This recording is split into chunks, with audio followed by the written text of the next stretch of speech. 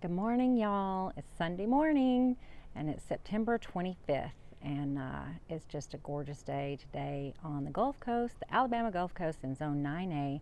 And I'm Rachel, and I've been having a few adventures in the garden this week. Not as many. This is my long week. I have to work 6 days in a row, so I only get about a few hours on Saturday to do anything on this week, and then next week I get 3 days off, so it's nice.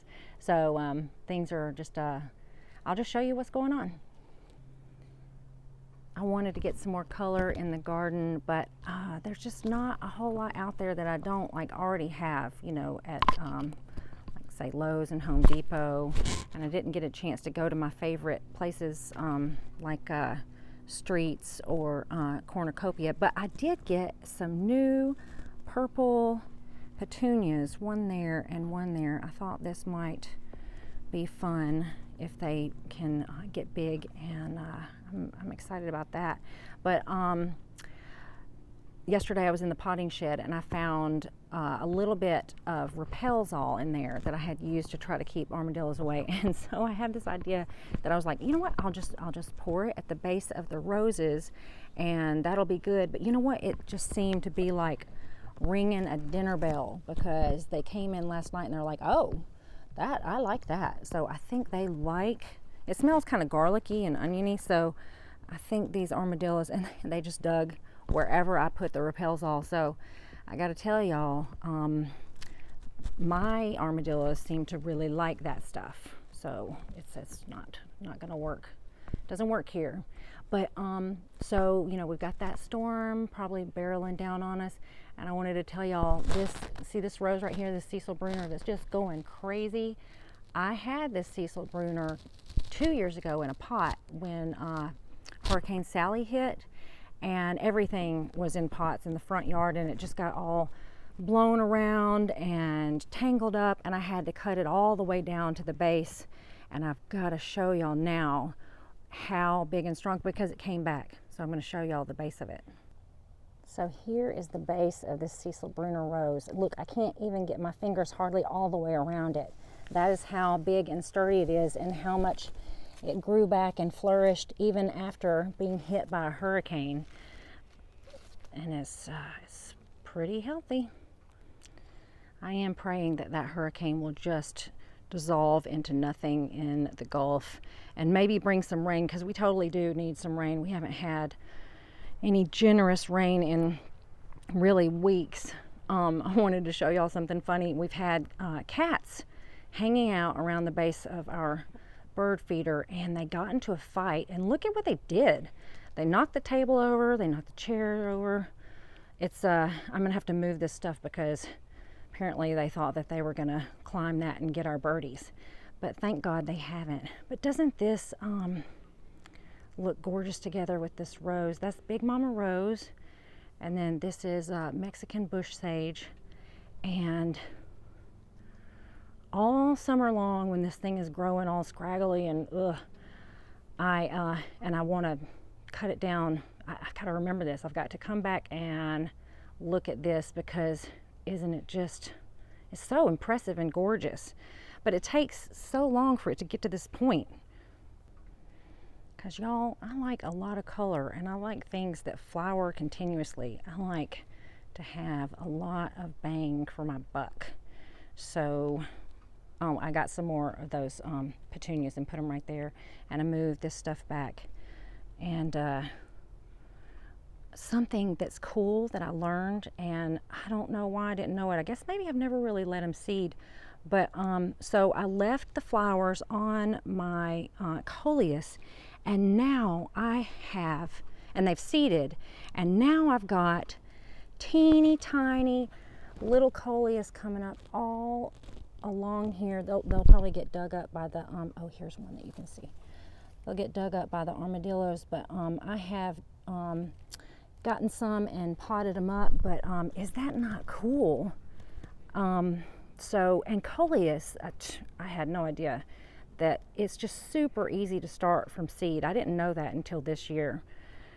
So another thing that I'm doing is I'm taking some cuttings from my favorite coleus, and I'll show y'all that. But you know, I've noticed that this isn't really a great view of the garden right here. It's actually, I've made it so that it'll be prettier, you know, from the window. And I took this zinnia right here and put it right here so that you can see it from the window. But look how things have really filled out in the pots. Isn't that just incredible? And this little Thai basil right here was so tiny last week when I planted it, and look, it's already just gotten so big. And I don't know why this one is so much smaller than this one, probably because I've put that little cage thing around it. But I'm so glad that I didn't put any kind of mulch around these pots, because I've got a lot of things coming up from seed, and I'm hoping, mainly vinca, but I'm hoping that maybe they won't get dug up and it can grow up in between the pots, because that would just be really, really fun. But aren't y'all just loving these colors all together? And I was sick at home in bed last Monday, and I saw gold fritillaries all over this gomphrena. I mean, they loved it, and I would just never have known that if I hadn't been here in the middle of the day. So I was just laying there and just watching them. And let me show you this from this direction. Let's go back. Ooh. So there it is.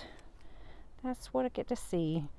And when the sun's out and everybody's flying around, oh, it's just so fun and charming to watch them. So I'm loving these colors. And look, this black and blue salvia is actually not as pathetic as it was earlier. I don't think it ever got enough sun during the summer, but now it's looking pretty good. So because I've been having cats fighting, I think they like to jump over this pot especially, because I come out here and it's broken off. Gomphrena, as beautiful as it is, it's not actually that sturdy. It's super easy to break it off. And so there have been pieces of it broken off from time to time. Oh yeah, I planted this from seed, and I'm just really not sure what it is. I went to look at my seed packets, and I've never grown it before, and I'm pretty sure that I did plant it from seed because it's kind of all in a line. There's like 3 of them. But does anyone recognize that? I really do need to get better at labeling things, because part of me likes the mystery. The other part of me gets really aggravated that I don't know what things are once they start coming up. So here's some echinacea that is about to bloom, and I threw seeds out into the yard, and I found this, you know, growing in the yard, and I dug it up and put it in this pot, and I am super excited about how it's doing so well and about to flower. And this is another one that I found that had started in the yard. It doesn't look like it's doing so well. There's something that's attacking things here. And I couldn't tell why things didn't look good or happy until I came out here with my glasses. I wonder if I can show you an example. It's like, let's see if you can see this. Okay, where is it? Okay. There's the tiniest little bits of poo right there. See how tiny? And there it is. There it is. I'm wondering if it's like spider mites or something, and they're like attacking. And then, ooh, I don't know what it is, but it's gross. And I wish I could find an example of what it is, because it kind of like wrapped itself in one of the leaves like it was a tiny little caterpillar. Are y'all having this issue? Because I guess I'm going to have to come out here and spray stuff with Dawn dish soap, because I don't want to do poison or anything, but I don't appreciate that. I was hoping that I could show you this cut leaf coneflower all in bloom, but it's kind of doing it just a little bit at a time. And I'm going to zoom in and show you the flowers. I mean, it is lovely. And I even found the tag for it, so I was going to show it to you so you can see the actual name of it. I got it at Cornucopia. It's Rudbeckia lanceolata cutleaf coneflower. They ordered a bunch of native plants, and you won't find it in the front. You have to go around to the back. But don't you love this yellow with the purple? I often notice when I'm out, just like out in nature, riding bike trail, that God seems to pair purple and yellow together, like purple and yellow native plants and things, and I really like that color combination, and he does too, because I see it so often.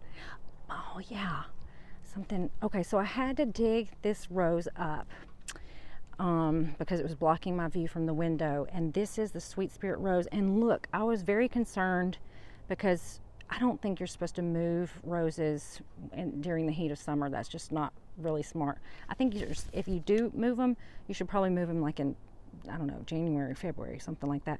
But look, it's so happy in this pot. Look at all of this new growth. And okay, maybe is a little bit of black spot right there or something. See that? But for the most part, it looks like super healthy. And I did come out here one day and something had dug in the edge of the pot, but it didn't do any damage. And so yeah, I am going to dig up the rest of my roses. I don't like this pot. I think it's ugly, so I need to find some prettier pots. But yeah, it seems happier like that.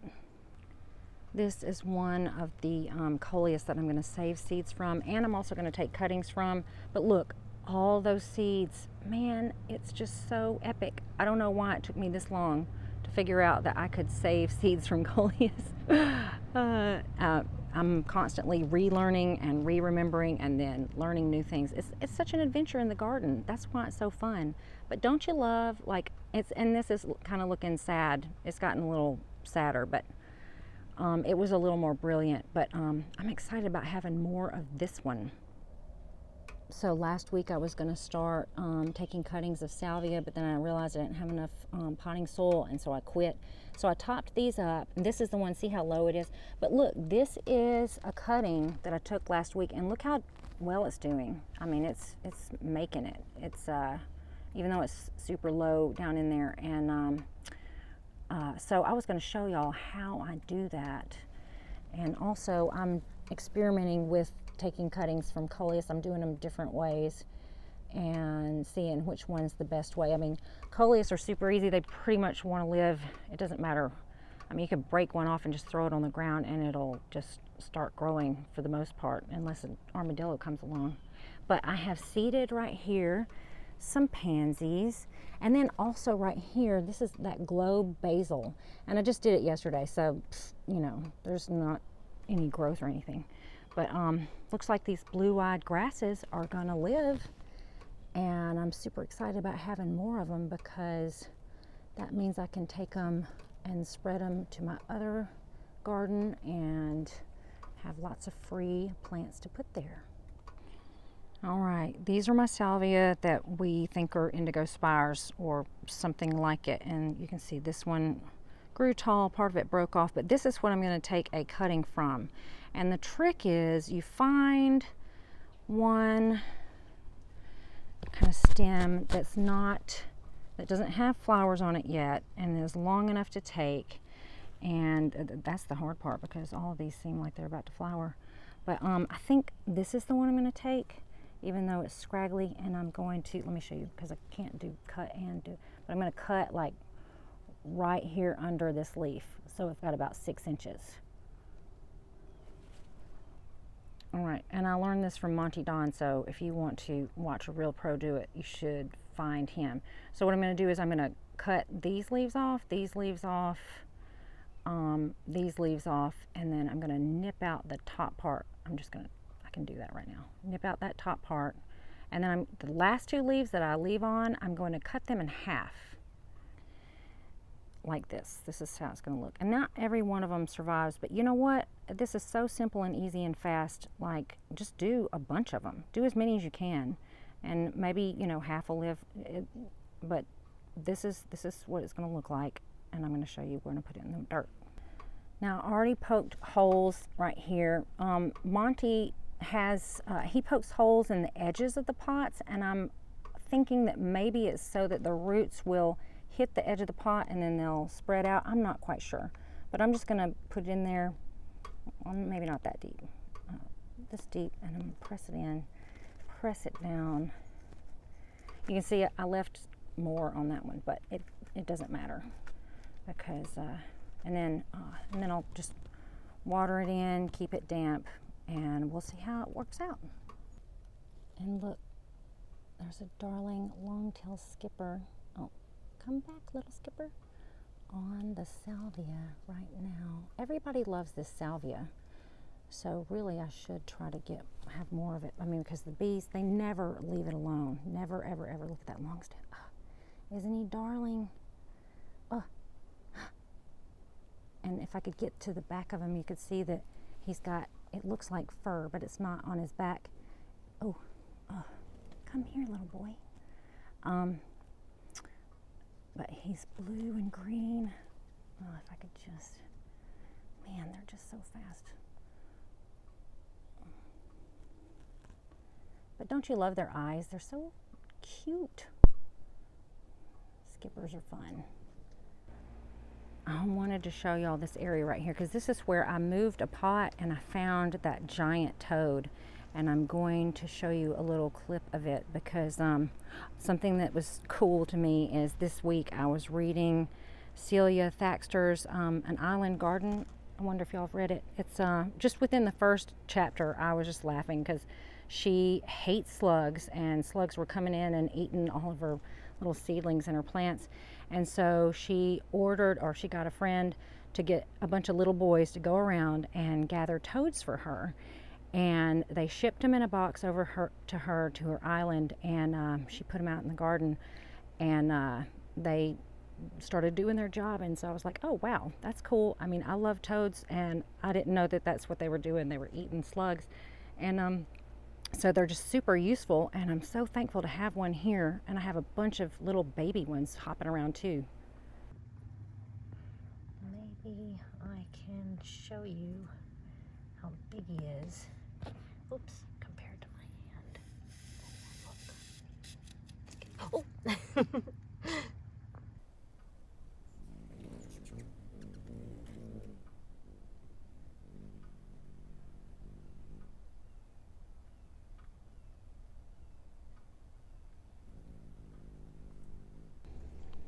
Look at this gorgeous fresh monarch butterfly on the vinca. It looks like it's newly, and it looks like it's probably a boy. It looks like it's newly emerged from its chrysalis. It's probably just drawing its wings right here. Isn't it just so beautiful? Oh, it's so pretty. Aren't y'all just, that is a work of art. I mean, there is not any stained glass that is more beautiful than that. And the Gulf fritillaries are thriving. I have over 30 chrysalises lining the porch, so it's a bumper crop this year. Here's a teeny tiny little monarch caterpillar. Look how little it is. I'm gonna have to bring that one in and raise it as my own. And see all this little collection of frass right here on this leaf? You know there's another one around, and here it is. Let's see if I can zoom in. Oh no. It's that white blob right there. Come on. There he is, to the left. He's the little poop monster leaving the frass. And he is tearing that leaf up. And here's that tiny tree frog at it again. Something funny I didn't know until I had a lizard that actually I could tell apart from the other ones because he had a bent tail, is they have their own little spots that they like to live and eat in. You know, they're not just randomly going all over the garden. They find a spot that they like and they tend to stick with it. So this is probably the same little frog that we saw last week. Look at his little belly. Him's is full.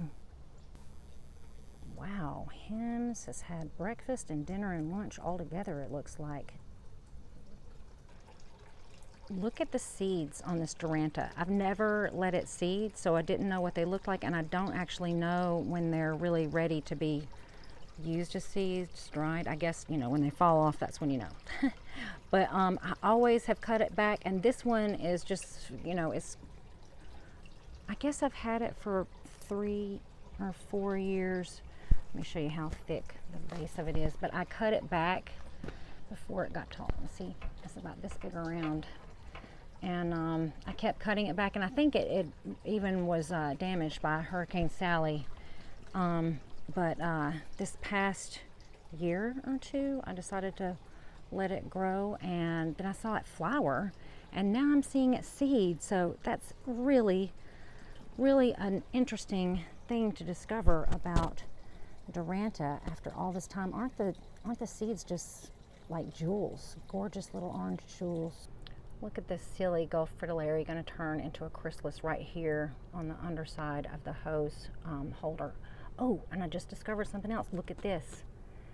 Do you see that? That is a praying mantis egg case. That is a really smart place to put an egg case because it will not be disturbed here, and I will not be cleaning it up when I clean up other things. And it looks like there's some other different kind of eggs hanging here. These little white ones. I don't know what those are from. Oh, do you see? Well, it's kind of hard to get them to zoom in, but there's all kinds of activity under this hose holder.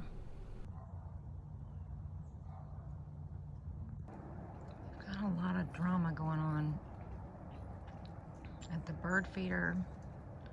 And also, I have got an amazing, but I can't get it in focus. You'll just see it whipping by every once in a while. A giant dragonfly that's being my mosquito defender. He comes and he kind of just hovers right here in front of me.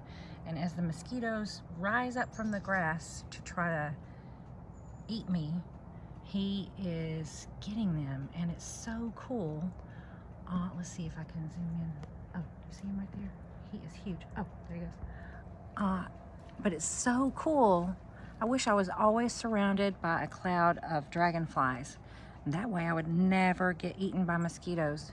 But they love mosquitoes, and it's just super cool. Okay, I think he's just like circling around me. Oh, there's the dragonfly right there. Do you see him just hovering? Oh, there he goes. You know, he's gotta eat the mosquitoes. And then I think I've got like 4 hummingbirds that are fighting over the feeder. And so, man, y'all, this is the show. This is the nature action show right here.